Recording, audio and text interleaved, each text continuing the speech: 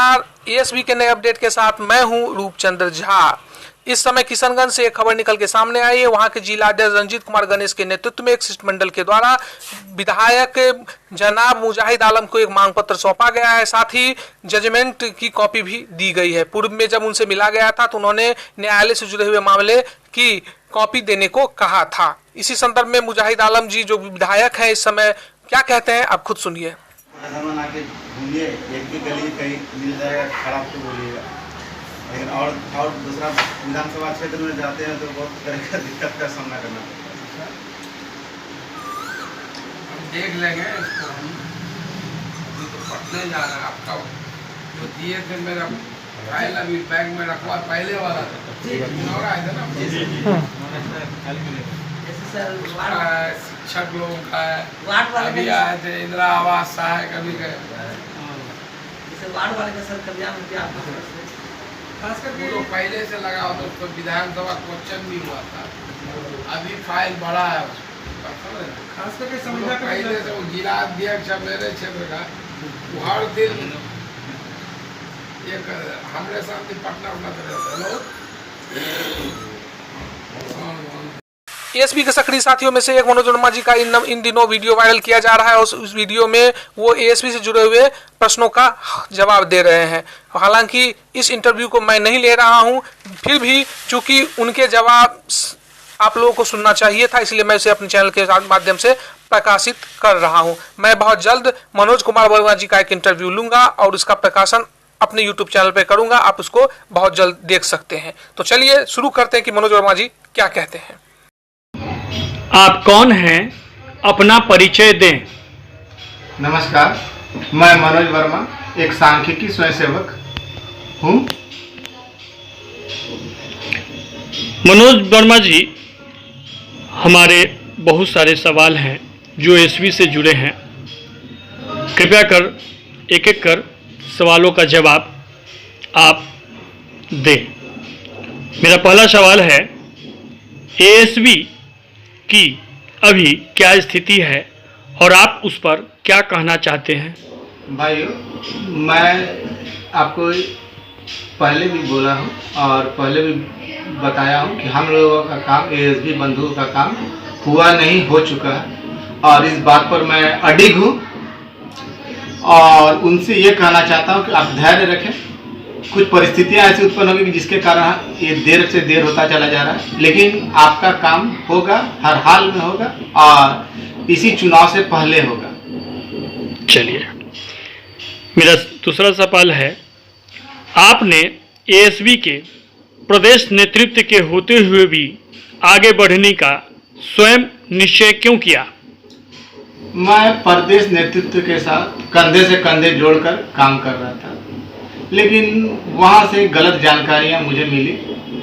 जब एक दिन मैं कुछ साथियों के साथ बैठा हुआ था तो जिनके द्वारा कहा जा रहा था कि 2000% काम हो जाएगा, उनके पीए के पास मैंने फ़ोन किया तो पता चला कि हम लोगों का काम 1% भी अभी नहीं हुआ है। जब मुझे इस बात का पता चला और जब जानकारी हुई तो मुझे काफ़ी गहरा धक्का लगा। तब मैंने उस दिन निश्चय कर लिया था कि अब मैं किसी नेतृत्वकर्ता को नहीं मानूंगा और जो भी करना होगा मैं खुद करूंगा, आगे बढ़कर करूंगा, बढ़ चढ़ कर करूंगा, क्योंकि मुझे नेता नहीं बल्कि अपनी नौकरी लेनी थी। मेरा तीसरा सवाल आपसे है, आप पहली बार माननीय मुख्यमंत्री से कहाँ मिले और क्या किया?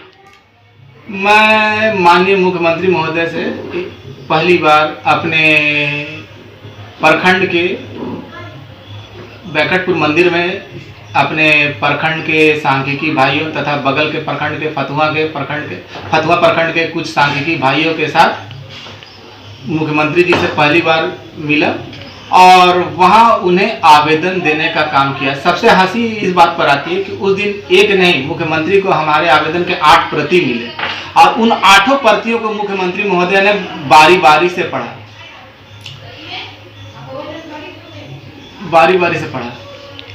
सवाल 4 पे आते हैं हम लोग। मुख्यमंत्री से मिलने के बाद क्या हुआ?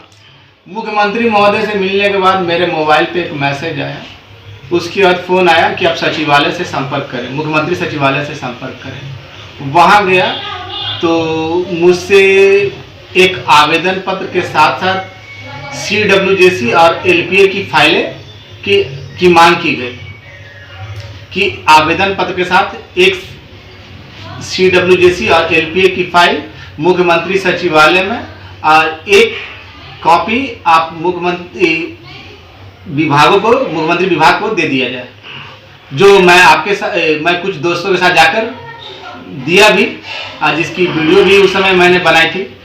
ये काम वास्तविकता में करना चाहिए था प्रदेश नेतृत्व को, लेकिन ऐसा उन्होंने कुछ भी नहीं किया। अन्य एसबी के योगदान पर क्या कहना है आपका?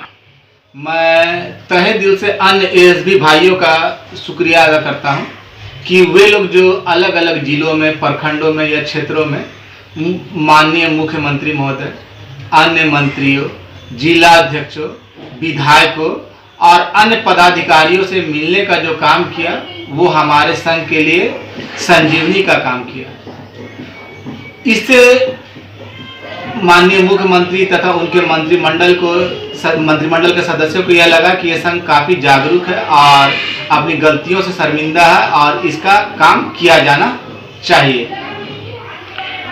कुछ प्रदेश नेतृत्वकर्ता का कहना है कि आप उन्हीं के द्वारा करवाया जाएगा, इस पर आपका क्या कहना है? मैं इस बात से बिल्कुल असहमत हूँ। कुछ लोग जो ये कह रहे हैं कि काम उन्हीं के द्वारा किया जाएगा या करवाया जाएगा, तो मैं पूछना चाहता हूँ कि योजना विकास मंत्री महेश्वर हजारी लोग मिलते हैं महेश्वर सिंह से। महेश्वर सिंह अगर बोलेंगे, महेश्वर जो खुद टिकट के लिए बेचैन है, जो अपने टिकट के लिए अपना पैरवी तक मुख्यमंत्री महोदय के पास नहीं कर पा रहे हैं, अगर वो महेश्वर हजारी को बोलेंगे, महेश्वर हजारी मुख्यमंत्री के पास बोलेंगे, मुख्यमंत्री विभागीय पहले प्रधान सचिव बोलेंगे, प्रधान सचिव विभागीय सचिव को बोलेंगे, विभागीय सचिव नीचे के अधिकारियों को देंगे, डाटा आएगा, तब तक तो आचार संहिता लग जाएगा। अगर काम पहले से नहीं हुआ है तो ये काम किस आधार पे होगा? ये जो ये बोल रहे हैं, ये किस आधार पे बोल रहे हैं? अगर मेरी बात गलत है तो आप सोच के देखिए कि ये गलत है या सही है। मैं कह रहा हूँ इसलिए कुछ नहीं, ये भ्रम की स्थिति ये लोग पैदा कर रहे ताकि वही उन्हें मिल सके। अब तक कहाँ थे? मैं इन लोगों से पूछना चाहता हूँ जो अभी सक्रिय हुए हैं, उनसे पूछना चाहता हूँ अब तक कहाँ थे, इस मैटर पे कहाँ थे? जब कुछ दिनों में अगर काम नहीं हुआ, कुछ दिनों में आचार संहिता लगने वाला है, तो फिर ये कहां से होगा? इसलिए कुछ नहीं है, ये केवल वही लूटने का प्रयास है। अभी एएसबी की वर्तमान स्थिति क्या है? अलग अलग नेताओं का बयान अलग अलग आ रहा है, जिससे उन्हें असमंजस की स्थिति है। इस पर आपका क्या कहना है? एएसबी में किसी प्रकार की असमंजस की स्थिति नहीं है। जो सक्रिय एएसबी बंधु हैं वो जानते हैं कि हम लोगों के साथ क्या हुआ है और क्या होने वाला है। ये केवल छोटे भैया नेताओं का कहना है, जो अक्सर आप लोग जानते हैं कि उनके बारे में क्या बोलूं, कि उनका क्या मकसद है। चाहे वो हमारे गोनू झा जी हो, चाहे और भी हो, नाम नहीं लेना चाहता हूं। कल तक कहते थे कि एएसबी का कुछ भी नहीं होगा, आज अचानक इनका हृदय परिवर्तन कैसे हो गया? आप जरा जाने, आप ही बताएं कि इनका हृदय परिवर्तन कि एएसबी का काम हो जाएगा, सकारात्मक है, ये है वो है, अभी कुछ नहीं हुआ लेकिन हम लोग प्रयास में लगे, जल्द हो जाएगा। ये कुछ नहीं, केवल मूर्ख बना रहे हैं और आप श्रेय अपने ऊपर लेने का कोशिश कर रहे हैं। अभी 2 दिन पूर्व आपने वीडियो द्वारा कुछ कागज दिखाए थे, वो क्या था?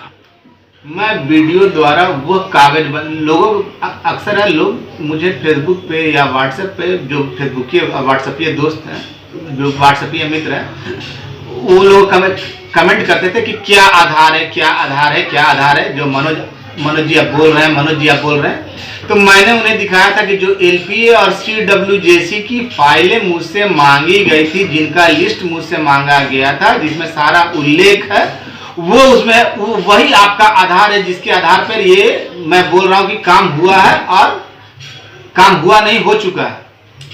इसके अलावा भी कुछ लेटर है, लेकिन अभी मैं दिखा नहीं सकता। जितना जरूरी है, समय समय पर मैंने सभी तरह का कागजात पेश किया है, जिसे लोगों ने तत्काल में, कुछ ऐसे महान बंधु भी थे जो तत्काल में उसको फर्जी भी करार देते थे। इस कार्य में आपको किन लोगों ने बढ़कर मदद की? कृपया कर उनका नाम बताने की कृपा करें तथा उन लोगों को क्या संदेश देना चाहते हैं? भैया आपने ये सवाल तो बहुत अच्छा पूछा। जिस समय मुझसे फाइलें मांगी गई थी, फाइलें मांगी गई थी, लिस्ट मांगा गया था आवेदन पर, तो मेरे पास मेरी आर्थिक स्थिति उतनी अच्छी नहीं थी। लेकिन इस बीच कुछ दोस्त, कुछ मित्र, सांख्यिकी बंधु मसीहा बनकर आए। उन्होंने इसे समझा, मेरी बातों की सच्चाई को समझा और उन्होंने खुलकर मदद की, जिसमें समस्तीपुर के मित्र थे, पटना के जिलाध्यक्ष थे, समस्तीपुर के राजेश, दीपक, विजय, रंजीत, पटना के हमारे जिलाध्यक्ष संजय भाई, शत्रुघ्न, वसीम।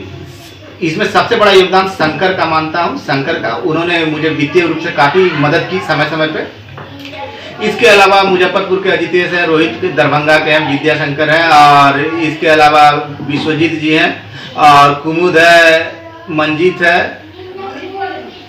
आरा के धर्मेंद्र हैं। ऐसे कुछ लोग हैं जो, शत्रुघ्न तो मैंने पहले कहा था कि शत्रुघ्न भी है, तो ये लोग मेरे साथ निसंकोच भाव से जुड़े और मुझे हर तरह की मदद की, जिसके कारण ये अंजाम तक पहुंच सका। और मैं उनसे एक बार फिर ये कहना चाहता हूँ, पहले भी मैंने उनसे कहा था कि मैं कोई ऐसा कार्य नहीं करूंगा या ऐसा नहीं करूंगा कि आपको झूठ लगे और मेरे कारण आपको शर्मिंदा होना पड़े। मैं जो भी सच्चाई है आपके सामने रखा और सीधे कहना चाहता हूं, बस एक ही बात कहना चाहता हूं कि आप लोग किसी के बहकावे में मत आए। अभी हमारे पूर्व प्रदेश अध्यक्ष भाई दिनेश ने भी कहा था कि नींबू को ज्यादा निचोड़ो मत, नहीं तो वो तीता हो जाएगा, और वही कर रहे हैं। प्रदेश अध्यक्ष कितने होते हैं एक कमेटी में? आज तक तो मैंने कोई भी पोस्ट, अगर हमारे मन में काम करवाने की इच्छा हो तो पद की क्या जरूरत है, मन में चाह होनी चाहिए। मैं तो हमेशा पोस्ट में लिखता हूं आपका भाई, तो क्या मैं मोहताज हूं किसी का? ये गलत बात है। हमारे बीच में ऐसे बंधु हैं जो ये सब करते हैं, वो बिल्कुल गलत बात है। ये मानसिकता को त्यागनी होगी। और आप लोग को फिर कहता हूं कि आपका काम हुआ नहीं, हो चुका है। और वो आधार, मैंने उस दिन जो कागज दिखाया था वो आपका बेसिक आधार था, जिसके आधार पर मैं कहता हूं कि आपका काम हुआ नहीं, हो चुका। और बाद बाकी जो लोग जिनका नहीं हुआ है, जो केस में नहीं गए हैं LPM या SCW से, वो निराश ना हो, उनका भी होगा, लेकिन उसके लिए उनको वेट करना पड़ेगा, धैर्य रखना पड़ेगा।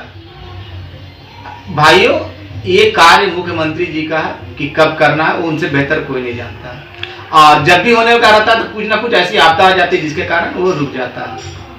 लेकिन फिर भी इतना विश्वास है कि वो आचार संहिता से पहले कार्य आपको दिखेगा। और किसी भी ऐसे नेता, छुट भैया नेताओं के भ्रम में ना रहे जो ये कहते हैं कि काम हम करवा रहे हैं या करवा रहे हैं। किसी की औकात नहीं है, मेरी तो छोड़िए, किसी की औकात नहीं है मुख्यमंत्री के अलावा जो ये काम कर देंगे। ये पूर्ण रूप में मुख्यमंत्री काम कर रहा है, और किस आधार पर हो रहा है ये भी मैंने आपको बता दिया। चलिए, बहुत बहुत धन्यवाद मनोज कुमार वर्मा जी। नमस्कार। तो दोस्तों, आपको हमारी वीडियो कैसी लगी हमें कमेंट करके बताएं। वीडियो को लाइक करें, शेयर करें, और यदि हमारे चैनल पर नए हैं तो चैनल को सब्सक्राइब करें। बेल के बटन को दबाकर नोटिफिकेशन ऑल कर ले, ताकि हमारे आने वाले हर एक वीडियो की सूचना सबसे पहले आपको मिले। तो मिलते हैं एक नए वीडियो में नई खबर के साथ, तब तक के लिए धन्यवाद।